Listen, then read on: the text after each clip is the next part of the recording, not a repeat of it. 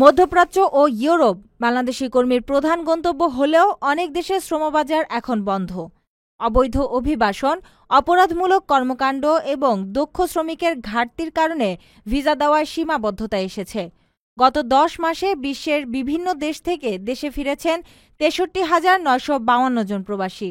সংযুক্ত আরব আমিরাত 2012 সালে বাংলাদেশি শ্রমিকের ভিসা বন্ধ করে এবং এখনও পুরোপুরি চালু হয়নি। বাহরাইন, ওমান ও লিবিয়াও দীর্ঘ সময় শ্রমিক নেওয়া বন্ধ রেখেছে। মালয়েশিয়ায় শ্রমিক পাঠানো অনিয়মিত হয়ে গেছে।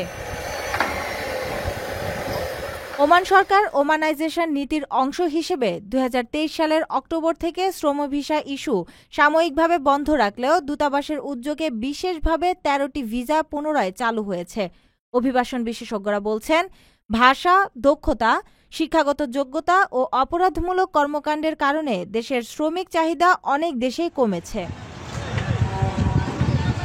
ফেরত আসা কর্মীর সংখ্যা বেড়ে গেলে রেমিটেন্সে প্রভাব পড়ার পাশাপাশি স্থানীয় শ্রমবাজারে পুনর্বাসন চ্যালেঞ্জ হয়ে দাঁড়াবে।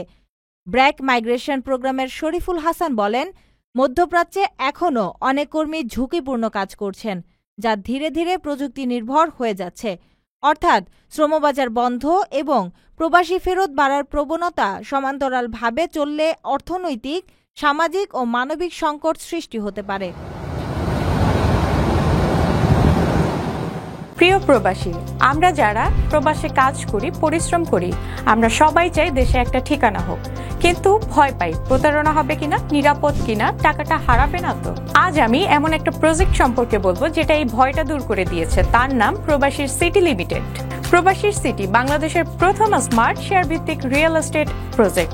মানে আপনি মাত্র 5 লাখ টাকা বিনিয়োগে 1% শেয়ার কিনতে পারবেন আর 5 বছরে পাবেন দ্বিগুণের বেশি হালাল মুনাফা। তাহলে আর অপেক্ষা কেন? এখনই যোগাযোগ করুন স্ক্রিনে দেওয়া নাম্বারে। প্রবাসী সিটি লিমিটেড প্রবাসী হেলিকপ্টারের একটি অঙ্গ প্রতিষ্ঠান।